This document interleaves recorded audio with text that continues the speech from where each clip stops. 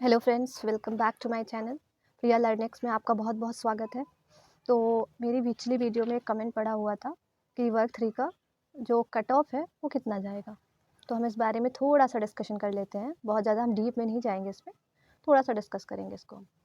तो जैसे कि आप सब जानते हैं, यूट्यूब में इसी का एनालिसिस चलता है कि वर्ग 3 का कट ऑफ कितना जाएगा, और सब एक्सपेक्टेड कट ऑफ बताने की कोशिश कर रहे हैं। कुछ गूगल शीट्स में सर्वे भी हो रहे हैं। तो उस बेसिस पे मैं आपको एक ऑनेस्ट एनालिसिस आपको बता देती हूँ। और एग्जैक्ट कट ऑफ बताना कि कितना जाएगा, इट इज़ नॉट पॉसिबल। किसी के लिए पॉसिबल नहीं है कि वो एग्जैक्ट कट ऑफ आपको बता दे और उतना ही जाए, 1-2 नंबर आगे पीछे होगा ही। क्योंकि until जब तक ESB declares the result, it is not possible for anyone to exactly tell you the cut off, the exact cut off. So मैं भी आपको एक एक्सपेक्टेड कट ऑफ बता देती हूँ कैटेगरी वाइज, और बाकी मैं फीमेल वगैरह का जो भी होगा वो 2-4 नंबर उससे कम ही जाएगा। कैटेगरी में, हर कैटेगरी में फीमेल का कट ऑफ जो होगा 2-4 नंबर कम जाएगा। इन द सेम वे जो गेस्ट हैं, गेस्ट फैकल्टी हैं, उसमें भी थोड़ा कॉम्पिटिशन कम रहेगा, तो उसमें भी थोड़ा बहुत कट ऑफ 2-4 नंबर का डिफरेंस होगा, कट ऑफ कम जाएगा उनका भी। ये इससे पहले कट ऑफ बताने से पहले मैं आपको ये बताना चाहती हूँ कि क्यों पॉसिबल नहीं है एग्जैक्टली कट ऑफ को बताना सबके लिए। इसके बहुत सारे रीज़न्स हैं, जैसे कि टोटल नंबर ऑफ़ वैकेंसीज़ हैं, बहुत सारे फैक्टर्स पे डिपेंड करता है कि कितनी वैकेंसीज़ हैं, उसमें से कितने लोग अपीयर हुए हैं, और अलग-अलग शिफ्ट में पेपर हुए हैं, तो जो डिफ़िकल्टी लेवल होगा हर शिफ्ट का वो डिफरेंट होगा। तो उस बेसिस पे नॉर्मलाइज़ेशन होने वाला है, तो किसी के नंबर कम होंगे, किसी के ज़्यादा होंगे। ये बेसिकली बहुत सारे फैक्टर्स पे डिपेंड करता है, मल्टीपल फैक्टर्स पे। इसलिए एग्जैक्टली बता पाना कि कट ऑफ कितना जाएगा, it is not possible for anyone. So मैं आपको बता देती हूँ कि जो जनरल का कट ऑफ है, मेरे अकॉर्डिंग 68 टू 78 के बीच में जाएगा। अगर आप इसके बीच में हैं तो अपने आप को सेफ समझें। देन OBC का कट ऑफ जो है 62 टू 72 के बीच में जाएगा।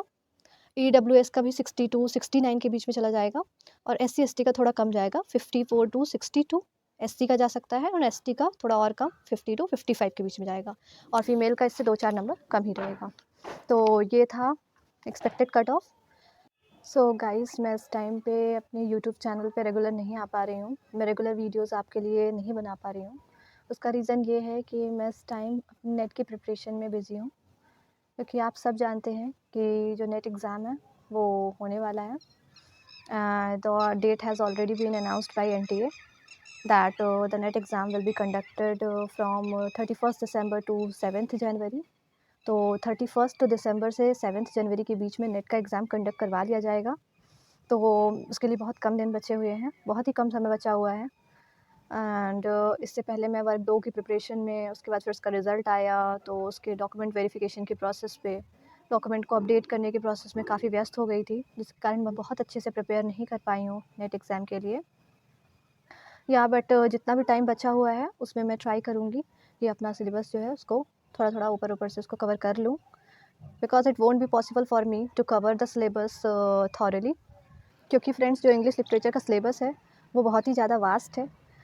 सिलेबस के अंदर ही ऐसे दिया हुआ है कि आपको अमेरिकन लिटरेचर पढ़ना है, आपको ब्रिटिश लिटरेचर पढ़ना है, और उसमें कौन से राइटर्स इंपॉर्टेंट है, अनइम्पॉर्टेंट है, ऐसा कुछ भी उस पे नहीं दिया गया है। वो कुछ भी उसके अंदर से दे सकते हैं, एंड यू कांट एवर से कि it was out of the syllabus. आप नहीं कह सकते कि सिलेबस से बाहर का था। सिलेबस काफ़ी लेंदी है, काफ़ी वास्ट है। जो भी मेरा एक्सपीरियंस होगा वो मैं शेयर करूँगी आपसे, क्योंकि गाइस बाकी दूसरे सब्जेक्ट की अगर हम बात करें, सोशियोलॉजी है, हिंदी लिटरेचर है, तो उसमें सब में एक डेफिनेट आपको पढ़ना है कि मतलब आपको ये राइटर्स के कंपोजिशंस या वर्क्स पढ़ने हैं, डिफाइंड है उस पे। बट इंग्लिश लिटरेचर में कुछ भी डिफाइंड नहीं है, आपको पूरा पढ़ना है, अनइम्पॉर्टेंट है, इंपॉर्टेंट है, सब कुछ पढ़ना है। जो भी मेरा एक्सपीरियंस होगा मैं आपसे डेफिनेटली शेयर करूँगी उसको।